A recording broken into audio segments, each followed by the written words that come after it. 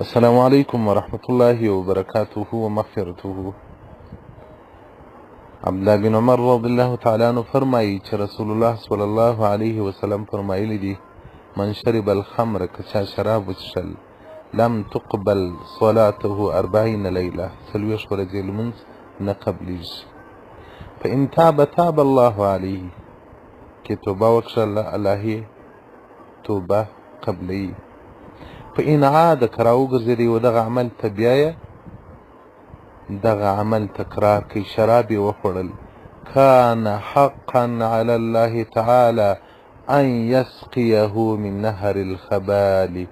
پر الله حق او لازم ده چې دغه شراب خوره ته به د نهر خبال څخه څښل ورکوي. صحابه کرام ورته وویل یا رسول الله ما نهر الخبال، دا د خبال نهر وله کومه ده؟ رسول الله صلی الله علیه وسلم څه ورته وایي؟ سدید اهل النار، د دوزخیانو زخمونه دي. په دوزخ کې چې دوزخیان پر بدنو باندې کوم اور بل وي هغه زخمونه، هغه ژړې اوبه، هغه وینې، هغه چې رابهیږي له هغه څخه یو نهر واله جوړیږي، نو هغه به د شراب خورو خوراک وي. چې که د دوزخیانو بدبهي و دنیا ته راوځي پر مخ د مځکې به شین شی پاته نسي او ژوندی شی به پاته نسي. شنه شیان به وچ سي، وبه سوځل سي او ژوندي شیان به مړ سي. نو هغه څوک شراب خوري د هغه دغه سزا ده.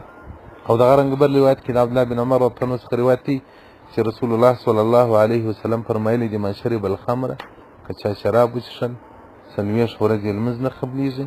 فإن مات في الأربعين په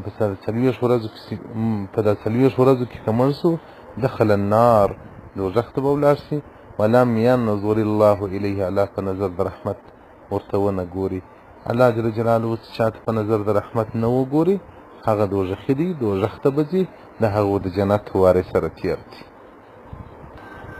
او دغه رنګه د عبدالله بن عمر رضی الله تعالی عنه څخه روایت دی چې رسول الله صلی الله علیه وسلم فرمایلی دي لعنت الخمر وشاربها وساقيها وعسيرها ومعتصرها وبائعها ومبتاعها وأكل ثمنها وحملها والمحمولة إليه.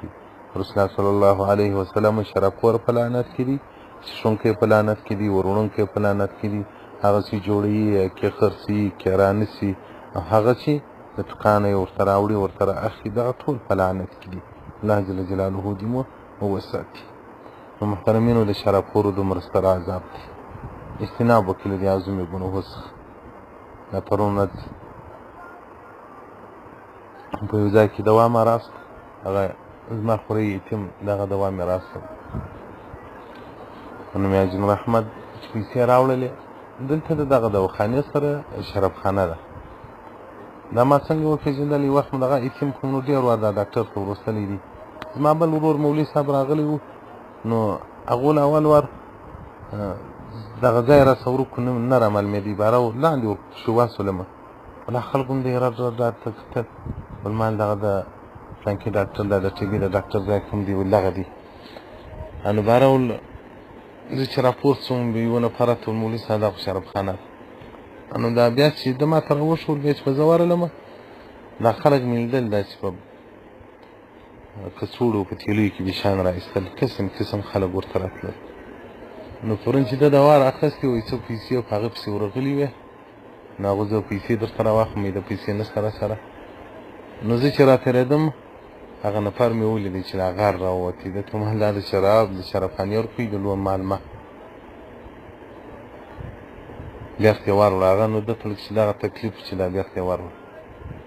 نو باره بیا ما داسې حال سویچ بوټ چېږده په ده باندې د خوراک شیان مه رااخلي. دا د شراب که څوم په دې کې خو زموږ څه مشکل نشته، پیسې دي که د شرابو دي که د هر څه پیسې دي، خو زموږ پر میډیکل باندې پیسې پاتې شوې په دواخانه، هغه موږ ته پیسې راکړي، هغه که د شرابي سره اخیستي موږ ته څه مشکل نه ده، موږ ته خو د میډیکل تر لاسه راووتلې. خو تقوا دا ده چې په دې شیانو کې ډېر احتیاط وکړي. نو هغه څوک شراب خوري، هغه څوک شراب کور ته راوړي، د الله څخه دې وبېرېږي. داسې به ډېر ورڼهیي شراب په کور کې پراته وي، تاسو ډېرو خویندو ما شکایتونه کړي دي چې نارینه مو شراب خوري. نو که غواړئ چې د دوزخ ټیکهداران جوړ شي نو پسې وهئ یې.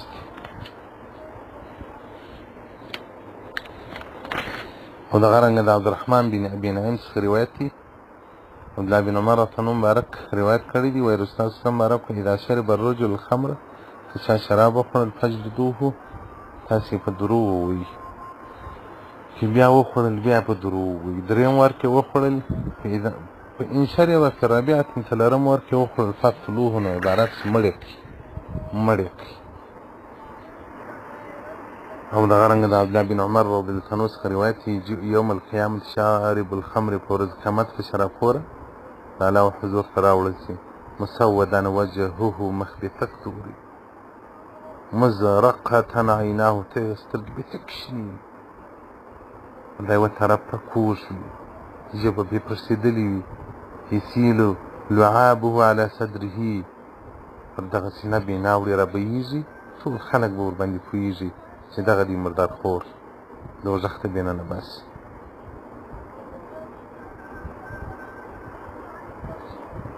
حدیث رقم 16840 او 16815 16840 140 مسند عبدالله بن عمر جامع الحدیث جلال الدین سیوطي جلد نمبر 8. والسلام علیکم ورحمة الله وبرکاته.